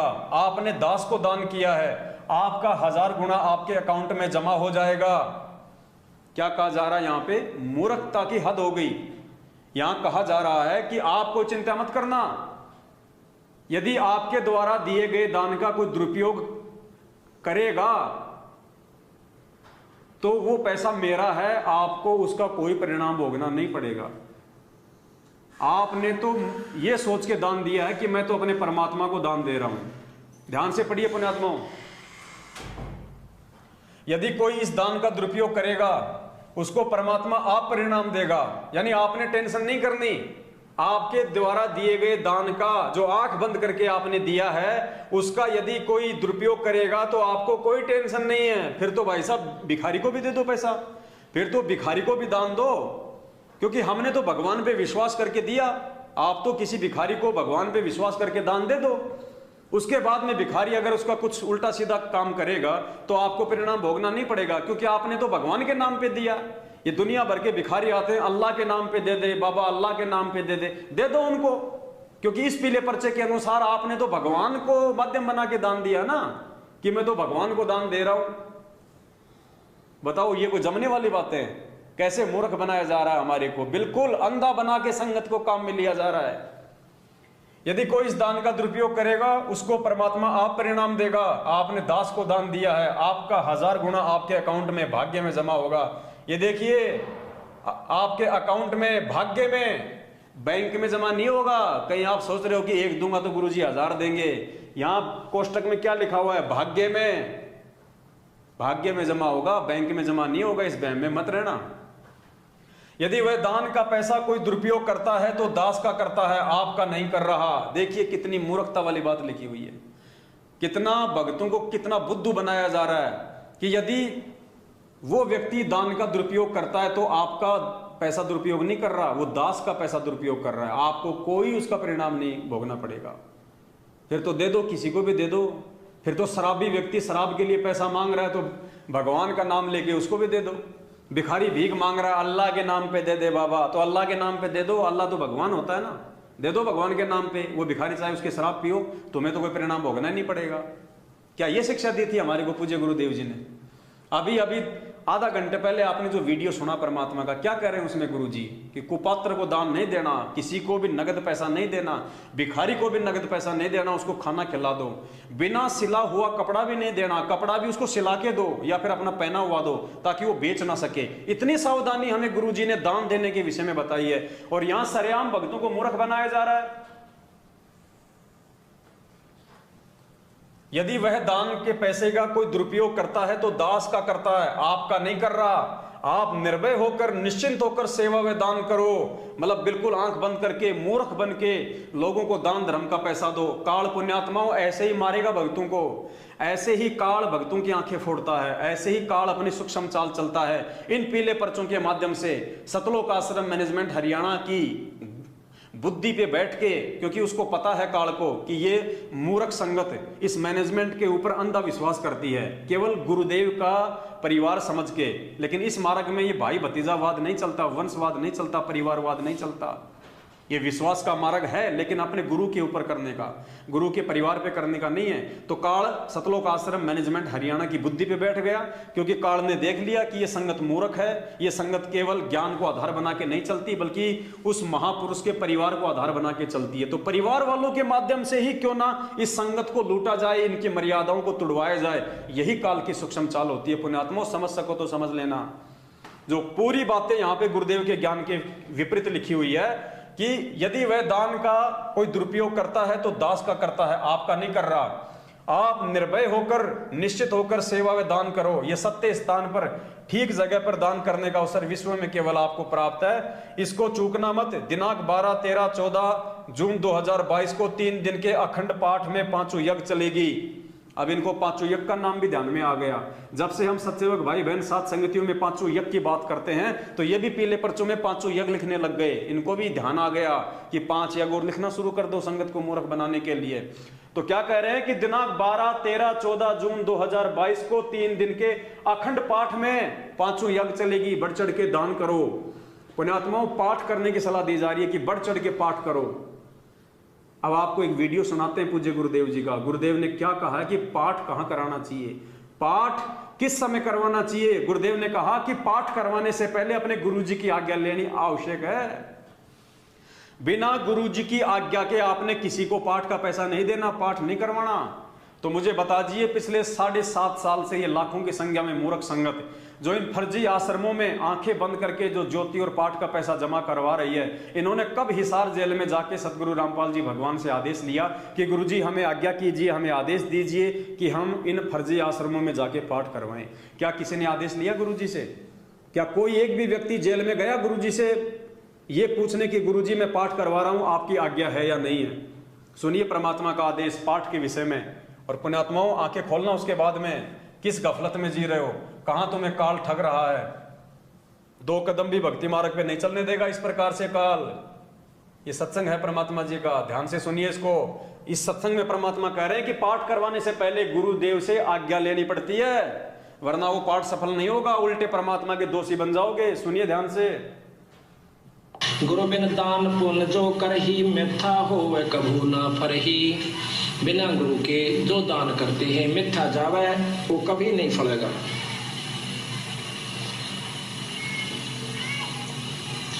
गुरु बिन होम यज्ञ जो साधे, औरो 10 मन पातक लागे। गुरु बिन कोई पाठ, कोई हवन ये नहीं करवाना चाहिए, गुरु की आज्ञा लेकर फिर करवाना चाहिए। जिसके सिर पर कृपा गुरु की, वो दुख कैसे पाएगा। जिसके सिर पर कृपा गुरु की, वो दुख कैसे पाएगा। नाम गुरु जी का जप लेगा, नाम गुरु जी का जप। तो यहां परमात्मा ने बिल्कुल स्पष्ट कर दिया है कि गुरु जी की आज्ञा के बिना पाठ नहीं करवाना चाहिए, पाठ करवाने से पहले गुरु जी का आदेश लेना चाहिए। तो ये मूर्ख संगत कहां गुरु जी का आदेश लेने के लिए हिसार जेल में गई? किन भक्तों ने जाके हिसार जेल से गुरु जी का आदेश लिया? बिल्कुल टोटल संगत काल प्रेरित हो चुकी है। 90% लोग काल भगवान की गोद में बैठे हैं। कब किसके ऊपर क्या बिजली गिर जाए कोई भरोसा नहीं है। भक्ति करते करते भी लोग अकाल मौत मर रहे हैं। कारण यही है कि गुरुजी के सत्संग रूपी वचनों पे कोई नहीं चल रहा। सब लोग मनमानी देखा देखी भेड़ चाल में मस्त हैं। कोई मर रहा है तो मर रहा है, उनको कोई फर्क ही नहीं पड़ रहा। लोग विचार ही नहीं कर रहे कि यार मेरे गुरुजी का भगत अकाल मौत मर रहा है, इसने तो सारनाम लिया हुआ था, सतनाम लिया हुआ था, फिर भी अकाल मौत मर रहा है। कारण क्या, रीजन क्या है? कोई उस तय तक जा ही नहीं रहा, क्योंकि काल सबकी बुद्धि पे बैठा है। काल उस स्तर तक किसी को सोचने दे ही नहीं रहा। तो पुण्यात्मा के सौभाग्य के सत्सेवकों को परमात्मा ने वो सद्बुद्धि बख्शी है, जो आज हम इन चीजों पे विचार कर पा रहे हैं। और आज हम केवल अपने गुरुदेव के वचनों को आधार बना के चलते हैं, गुरुदेव के सत्संगों को आगे रख के चलते हैं। हम किसी सतलोक आश्रम मैनेजमेंट हरियाणा के किसी फर्जी आदमी को देख के नहीं चलते। हम गुरुदेव के कलयुगी परिवार को आधार बना के नहीं चलते। हम किसी नामदान संचालक, कोऑर्डिनेटर या स्टेट कोऑर्डिनेटर के तानाशाही फरमानों पे नहीं चलते, क्योंकि हमें परमात्मा चाहिए, हमें मोक्ष चाहिए, इसी जन्म में चाहिए। तो हमने इसी जन्म में अपने गुरु को भगवान मानना पड़ेगा। भगवान मान के उनके प्रत्येक वचन की दृढ़ता के साथ में पालना करनी पड़ेगी। तो परमेश्वर ने कह दिया कि पाठ करवाने से पहले अपने गुरु जी की आज्ञा जरूरी है। अब बता दीजिए ये मूर्ख संगत कहां जो है आदेश ले रही है? हिसार जेल में जाके। ये लास्ट पेज है इसका। ज्ञान आधार से हम इसका निष्कर्ष निकालते हैं। दूसरी यज्ञ ध्यान, कई दिन पहले आपका ध्यान इस धर्म कर्म सेवा में दान करने के लिए लगा रहे, भक्ति बनी रहे। तीसरी यज्ञ हवन की, हजारों अखंड ज्योति जलेंगे, आपको पुण्य मिलेगा। चौथी यज्ञ है प्रणाम। आप अपने निकट के आश्रम में जाओगे, वहां अपने गुरु भगवान और कबीर भगवान। अब देखिए पुण्यात्माओं, आत्मा के दो दो भगवान हो गए। एक भगवान तो कौन सा, गुरु भगवान, दूसरा कबीर भगवान। बताओ, दो दो भगवान बना दिए इन्होंने पीले पर्चे में आत्मा के। गुरु भगवान, कबीर भगवान। व्यभिचारणी बनाया जा रहा है तुमको, पतिव्रता धर्म से दूर हटाया जा रहा है। अरे विचार करो, क्या गुरुजी कभी लिखेंगे ये शब्द, दो दो भगवान, गुरु भगवान और कबीर भगवान? थोड़ा मोटा करके पढ़ाऊं तो आपको समझ में आएगा, ध्यान से देखना। इसको थोड़ा सा मैं हाईलाइट कर रहा हूं। ये देखिए, ये देखिए, गुरु भगवान कबीर भगवान। ये देखिए, गुरु भगवान और कबीर भगवान, गुरु भगवान कबीर भगवान। आत्मा को कर दिया वेश्या, व्यभिचारणी आत्मा बना दिया, एक आत्मा के दो दो भगवान बता के। मालिक कहते हैं गुरु बड़े हैं गोविंद से मन में देख विचार, हरि सुमरे सो वार हैं गुरु सुमरे होए पार। और गुरु गोविंद दोनों खड़े किसके लागू पाए, बलिहारी गुरु आपना जिन गोविंद दिया बताए। सबसे पहले आपने वीडियो सुना गुरुदेव का जिसमें गुरुजी कहते हैं कि इष्ट और भगवान में कोई अंतर नहीं होता। तो ये दो दो भगवान यहाँ पे कौन लिखेगा, क्या गुरुजी लिखेंगे? आप लोगों को नरक के रास्ते परमात्मा लेके जाएगा या ये मैनेजमेंट लेके जाएगा? ये पीले पर्चे कोई गुरुजी को कोई प्रिंटिंग प्रेस नहीं दे रखी है हिसार जेल में। गुरुजी को इतनी कोई सुविधा नहीं है कि वहां पे गुरुजी को कंप्यूटर दे दिया जाएगा, गुरुजी को प्रिंटिंग प्रेस दे दी जाएगी, गुरुजी पीले पर्चे छापेंगे। ये मनमुखी रूप से कंप्यूटर पे बैठ के ये मैनेजमेंट वाले छापते हैं, तुम्हें मूर्ख बनाते हैं, और इनकी जाल में वो फंसेगा जो मंद बुद्धि होगा, जो रट्टू तोता होगा। एक आत्मा के दो पति बना दिए, गुरु भगवान और कबीर भगवान। अगर दोनों भगवान हैं तो फिर दोनों का प्रकट दिवस मनाया तुम लोगों ने आज तक? अगर कबीर भगवान है तो कबीर का तो तुम मना रहे हो 14 तारीख को, 14 जून को। क्या आप अपने गुरु जी का भी प्रकट दिवस मनाते हो नालायको? फिर अगर दो भगवान है तो, यदि तुम गुरु जी को भी भगवान मानते हो तो क्या 8 सितंबर को तुमने सत्सेवकों को छोड़ के क्या किसी ने भी उनका प्रकट दिवस मनाया? ये सब मूर्खता की हदें पार की जा रही है काल भगवान के द्वारा आप लोगों को भ्रमित करने के लिए। और भ्रमित वही होगा जो मंद बुद्धि होगा, वरना ज्ञानी आत्मा तुरंत निष्कर्ष निकाल लेगी। आगे देखिए पुण्यात्माओं, 5वीं यज्ञ है ज्ञान की। वाणी का पाठ सुनोगे, पाठ प्रकाश की आरती, भोग की आरती करोगे। अब देखिए पुण्यात्माओं, निष्कर्ष निकालिए। यहां लिखा जा रहा है वाणी का पाठ सुनोगे, पाठ प्रकाश की आरती। एक हो गई पाठ प्रकाश की आरती और दूसरी हो गई भोग की आरती। ये देखिए, जो भगत भाई बहन अभी भी अपने गुरु जी को भोग लगाने से डरते हैं और ये सोचते हैं कि गुरु जी को भोग नहीं लगाया जाता, ये देखिए यहाँ पे दो दो प्रकार की आरतियां लिखी हैं। पहली आरती लिखी है पाठ प्रकाश की आरती, जो 3 दिन का पाठ होता है, जो गुरुदेव जी की प्रेजेंस में, गुरुदेव की उपस्थिति में जो आश्रम में किया जाता है। और दूसरा भोग की आरती, भोग की आरती जो अपने गुरु जी को लगाया जाता है, क्योंकि गुरु जी भगवान होते हैं और भोग की आरती भगवान को लगाई जाती है। ये भोग की आरती जो सत्सेवक भाई बहनों ने कई वर्षों से अपने घरों में अपने गुरु जी को लगाना शुरू कर दिया है। आप लोगों की भले आंखें ना खुल रही हो अभी, ये देखिए आज स्पष्ट हो गया यहाँ पे इस पीले पर्चे में इन मंद बुद्धियों के द्वारा। एक तरफ लिख रहे पाठ प्रकाश की आरती और फिर लिख रहे भोग की आरती। और जो नित्य नियम की जो पुस्तक है, जो तीनों समय की आरती का जो गुटका नाम दीक्षा के समय हमें दिया जाता है, उसमें क्या लिखा हुआ है? सबसे पहले नित्य नियम किस लिए? हमारे करने के लिए। फिर असुर निकंदन रमणी क्यों लिखी है? हमारे करने के लिए। फिर संध्या आरती क्यों लिखी है? हमारे करने के लिए। फिर अनदेव की छोटी आरती क्यों? हमारे करने के लिए। फिर अनदेव की बड़ी आरती क्यों? हमारे करने के लिए। उसके बाद में भोग की आरती क्यों? हमारे करने के लिए। लेकिन भोग की आरती वो करेगा जो अपने गुरु जी को भगवान मानेगा। जो गुरु जी को भगवान नहीं मानेगा वो किसकी भोग की आरती करेगा? वो तो कागज के टुकड़ों को भोग लगाएगा, दाढ़ी मूंछ वालों को भगवान मान के। तो भोग की आरती नित्य नियम में लिखी हुई है, हमारे करने के लिए लिखी हुई है, वरना फालतू में उसमें क्यों लिखते गुरुजी? क्योंकि वो आरतियों की है, वो पुस्तक केवल आरती के लिए है। तो भोग की आरती क्यों लिखी है? हमारे करने के लिए। लेकिन कौन करेगा? जो गुरु जी को भगवान मानेगा। तो सत्सेवकों ने गुरु को भगवान मानना शुरू किया है और सत्सेवक ही भोग की आरती करते हैं। बाकी ये लोग केवल एक दाढ़ी मूंछ वाली फोटो को, और वो भी फॉर्मेलिटी के लिए, इनको ये भी नहीं पता कि भोग लगाया कैसे जाता है। अरे कागज के टुकड़े को भोग लगा रहे हो, अरे फोटो को भी भोग उसको लगाओ जो वर्तमान में है। 650 साल पहले वाले को तुम भोग लगा रहे हो जिसका रूप काल बना सकता है। स्पष्ट कहा परमात्मा ने सत्संग में कि काल भगवान ने एक वरदान मांगा हुआ था कि मैं आपका रूप बना सकूं, तो दाढ़ी मूछ वाला रूप तो काल भी बना सकता है। नालायक को अगर काल आके बैठ गया वहां पे तो क्या हाल होगा तुम्हारा। यह सब आपके द्वारा दिए गए दान से ही संभव है। आप भोग की आरती में सुनते पढ़ते हैं, आज लग्या साहिब को भोग दीन के टुकड़े पानी का। कौन सुनता है? सत्सेवक भाई बहन।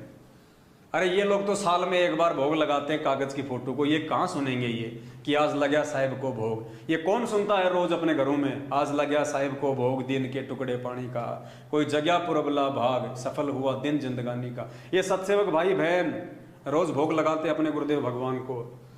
बच्चों, पता नहीं कौन से जन्म जन्मांतर का शुभ कर्म दान धर्म आगे अड़ा है जो आज आपने